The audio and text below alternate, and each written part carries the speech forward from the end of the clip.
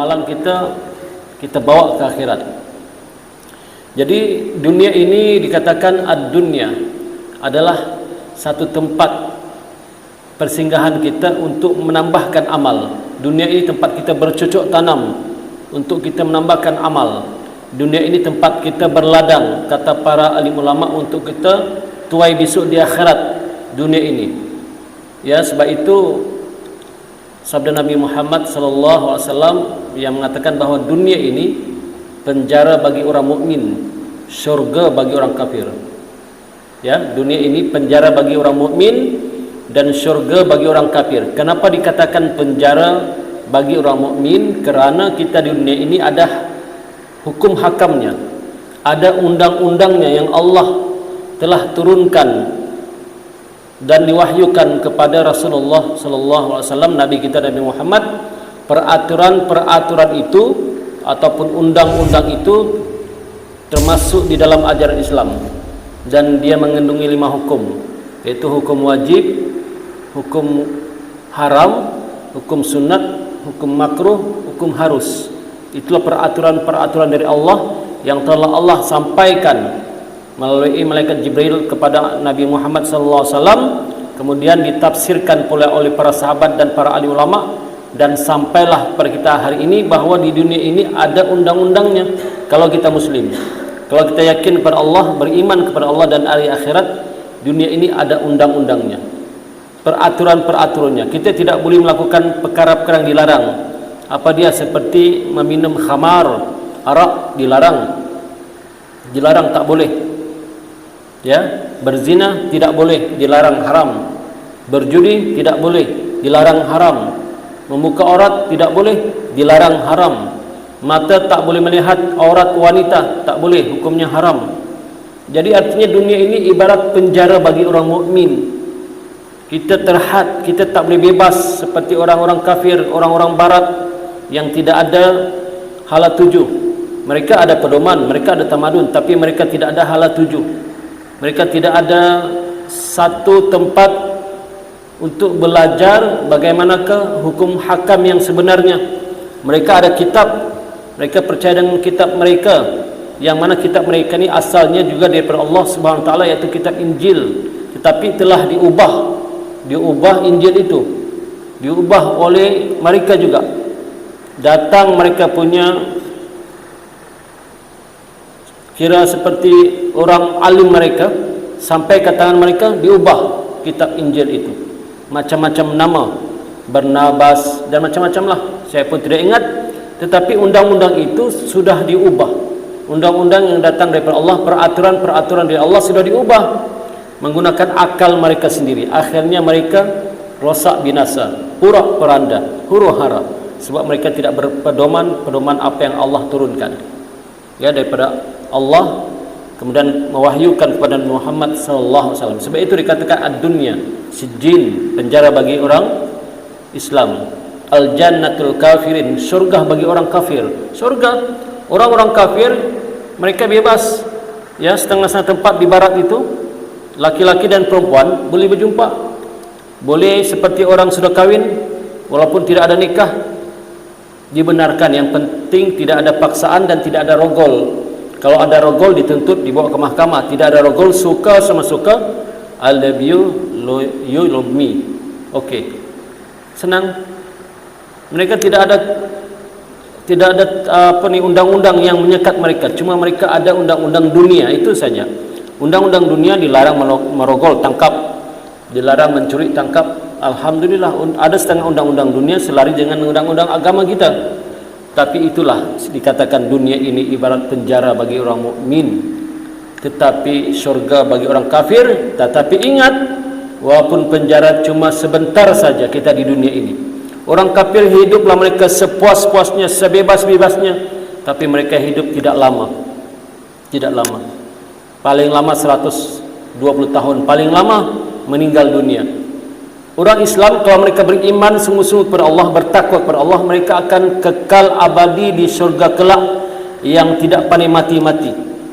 Orang Islam akan dapat syurga, orang beriman bertakwa akan dapat syurga, maka mereka akan kekal di sana selama-lamanya, tidak akan mati-mati sampai bila-bila. 100 tahun, 100 juta tahun, 1 triliun juta tahun mereka kekal abadi di dalam surga, menikmati keindahan surga, kenikmatan surga. Tapi orang kafir akan menderita dalam an-nar, dalam neraka jahanam dan neraka-neraka yang lain.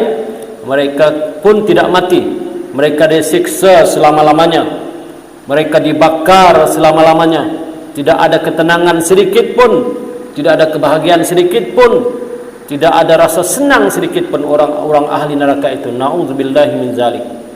Menderita ya Allah. Bayangkan, coba kita bayangkan, andai katalah minta jauhkan ya Allah, tapi kalau termasuk ke sana ya Allah Tuhan, bagaimana keadaan tu? Kita mendengar cerita biasa saja, tapi kita tidak pernah rasakan. Kalau kita rasa, na'udzubillahi min zalik, kita minta jauh dari Allah Subhanahu wa taala, betapa siksanya. Bahkan orang yang berada di dalam neraka merintih kepada Allah, putus asa mereka. Orang dalam neraka ni putus asa, sebab terutama mereka yang kafirin, mereka kekal abadi selama-lamanya, abadi abadan. Mereka sudah putus asa, mereka putus asa sebab mereka tahu mereka kekal abadi dalam neraka, hingga wajah mereka menjadi biru, mata mereka menjadi biru hitam legam. Tidak ada sudah apa-apa di hati mereka, melainkan putus asa yang bersangatan kerana mereka orang kafir. Begitu juga orang-orang munafik, masuk neraka pun kekal abadi selama-lamanya. Bahkan lebih dahsyat daripada orang kafir. Innal munafiqina fid darki asfali minan nar. Sesungguhnya orang munafik itu diletakkan dalam api neraka yang paling dalam sekali. Atas kafir dia paling dalam, di dasar neraka orang munafik ini. Na'udzubillahi min zalik. Tetapi ada peluang bagi mukmin yang fasik tetapi dia beriman kepada Allah. Mukmin yang derhaka, orang Islam derhaka, dia masuk neraka tetapi lambat laun dia akan masuk surga setelah habis penyiksaan ke atasnya atas dosa-dosanya. Kenapa tuan-tuan? Kerana masih ada sedikit walaupun sebesar zarrah di hatinya. Ada iman sedikit di hatinya sebesar zarrah, maka lambat laun dia akan masuk surga. Tapi setelah disiksa begitu lama. Sedangkan kita harus ingat, ka'alfi sanatun mimma ta'uddun, satu hari di akhirat sama dengan 1000 tahun di dunia. Andai kata orang fasik, orang derhaka kepada Allah, satu hari saja disiksa di dalam neraka ibarat 1000 tahun di dunia ini. Bandingannya tuan-tuan. Jadi jangan minta-minta, kalau boleh jangan kita minta. Kita minta jauhkan daripada itu segala-galanya. Kerana inilah yang sebenarnya orang-orang solihin, ulamaul amilin mengingatkan, ya, mengingatkan saudaranya, mengingatkan keluarganya tentang ini. Sebab kematian kita, ya, sebab itu hakikat kehidupan manusia ini adalah hakikatnya kita akan mati. Kullu nafsin za'iqatul maut. Setiap yang bernyawa itu pasti akan mati. Yang bernyawa semualah, semua makhluk yang bernyawa pasti akan menemui kematiannya. Dengan cara apa? Dengan cara wallahu alam, kita pun tidak tahu. Kita sendiri, saya sendiri pun tidak tahu bilakah masa kita ni akan pergi, dicabut oleh malaikatul maut. Kita pun tidak tahu bila malaikatul maut mencabut nyawa kita. Tidak tahu di mana tempatnya, apa sebabnya dan kenapa, tidak tahu. Tidak ada seorang pun tahu dia akan meninggal sekian-sekian hari bulan. Kalau tahu tuan-tuan, semua kita pakat-pakat datang ke masjid. Kita tahu, Tuan, aku ke masjid malam ni, tak pulang-pulang. Kenapa? Tuan, aku sudah tahu Tuan bila aku mati. Iyakah? Tiba-tiba ramai di sini. Woi, nah, bapa kamu ni ke masjid? Sudah aku tahu batarikku. Aku Tuan 2 hari lagi Tuan, mati aku. Jadi aku tidak mau ke mana-mana Tuan. Aku di masjid saja ni berzikir. Kau pula, aku seminggu lagi Tuan. Ni dikasih tahu kau, aku sebulan lagi. Jadi aku akan beribadah sejak. Kau nak mau apa? Tak mau beribadah sejak aku ni. Paling-paling pun kalau aku mengantuk tidur atau makan. Bayangkan tuan-tuan kalau kita tahu tarik mati. Sebab itu orang yang tahu tarik mati siapa? Ada persoalan di sini. Siapakah manusia yang tahu bila dia mati? Ada seorang manusia, bahkan bukan seorang, ada golongan yang tahu bila dia mati. Ada golongan. Dia bukan wali Allah, dia bukan orang saleh, orang biasa, tapi dia tahu dia mati. Siapa? Orang yang berada dalam penjara. Orang yang berada dalam penjara yang akan dihukum bunuh, hukum gantung, dia tahu dia akan mati pada sekian-sekian hari bulan. Contoh ambil pinjam nama. Contoh namanya Pulan lah. Senang lah kalau disebut nama nanti terasa pula. Panggil Pulan lah. Pulan pun masuk. Pulan ini kesnya membunuh, dan membunuh jawabnya dibunuh, hukum gantung sampai mati. Ataupun dia ini mengidap dada lebih had tu, maka dia akan dihukum gantung sampai mati. Maka dia sudah tahu sekian-sekian hari bulan. Kalau orang Islam dicerita dalam penjara tu, kalau dia orang Islam maka dia akan dihukum gantung pada pagi Jumaat. Maka dia sudah tahu bahawa pagi Jumaat sekian hari bulan aku akan dihukum gantung. Tuan-tuan, apakah yang dia rasa? Dia sudah tahu dia akan mati. Dikatakan oleh sahabat saya yang berada di penjara, polis penjara, diceritakan orang itu sudah tidak ada selera makan.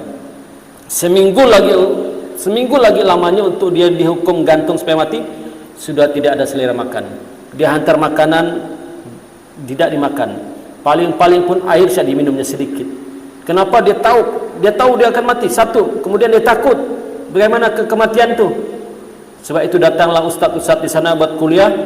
Dia kata, beruntunglah kamu kerana kamu sudah tahu kamu mati, maka sekarang beramallah kamu banyak-banyak, beribadahlah kamu banyak-banyak, sebab kamu sudah tahu kamu akan mati. Bertobatlah kamu kepada Allah, sebab kamu sudah tahu kamu akan mati sekian-sekian hari bulan. Pada hari Jumaat pula tu kan ada mengatakan dalam hadis, barang siapa yang mati hari Jumaat, beruntung orang itu kerana terhindar daripada siksa kubur. Orang yang mati pada hari Jumaat, orang itu akan terhindar daripada siksa kubur. Jadi polis-polis penjara ni pun, diorang ni pun tahu, sebab diorang pun ada penasihat agama. Maka orang Islam yang dihukum mati, gantung sampai mati, ditahu, maka mereka akan dihukum gantung sampai mati pada pagi Jumaat. Malam itu memang diorang tidak tidur, sudah pucat muka, tidak tidur, tidak mau makan, walaupun makanan tu KFC lah kau bagi. Ini KFC sedap-sedap, no. Ini McDonald sedap-sedap, no. Ini mie goreng yang kau suka hari tu, mie goreng sedap ni, no. Yang dia tahu aku akan mati, apakah macam bagaimana. Dia sudah tidak ingat saudara marahnya, istrinya, anaknya, semua ditengok sayup-sayup. Sebab tinggal sehari lagi dia akan meninggal dunia, dihukum gantung sampai mati.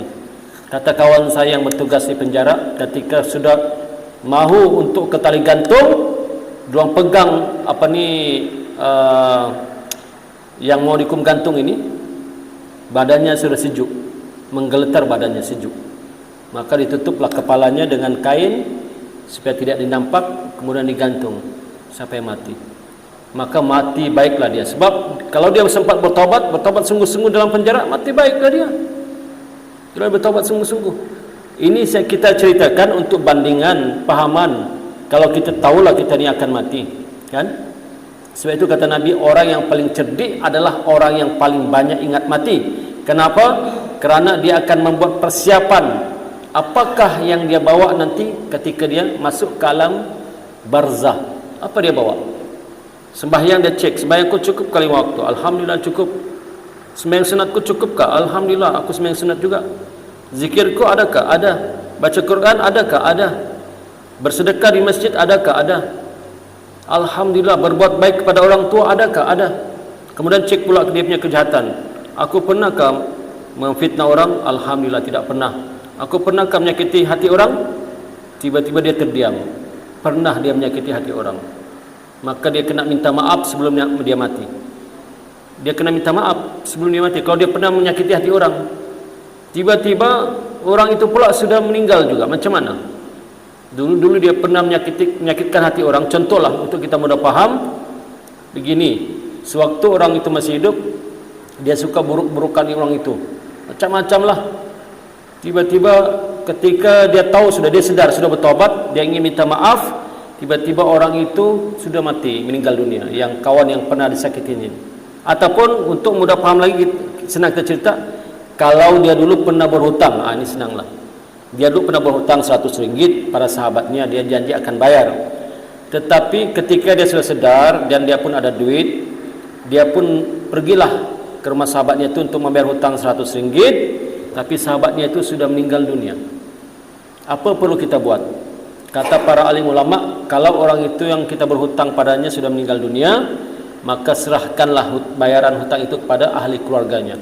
Kalau dia masih ada istri, ceritakan, wahai puan, ini hutang dulu pada suamimu RM100, ya, minta maaf, minta halal, terlambat aku bayar. Okey. Tapi kalau istrinya pun tiada, balik ke Indonesia. Contoh, kita ke Indonesia tidak tahu di mana tempat, ahli keluarga di sana kan tidak tahu, apa perlu kita buat?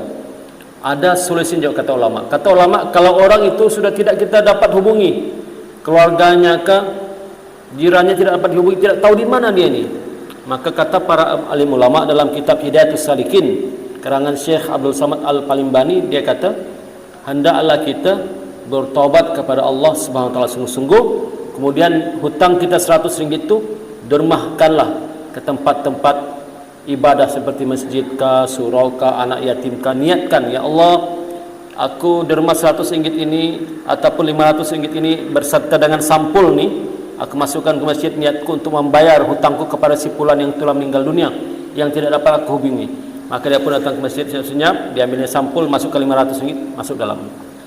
Contoh, kalau orang itu sudah tidak dapat dihubungi. Tapi kalau orang itu masih kita dapat hubungi, jangan pura-pura, rumahnya sebelah situ, ya ada ke rumahnya, padahal ada masih hidup, pura-pura dia tidak mau bayar. Ini payah, ya. Jadi itulah hakikatnya.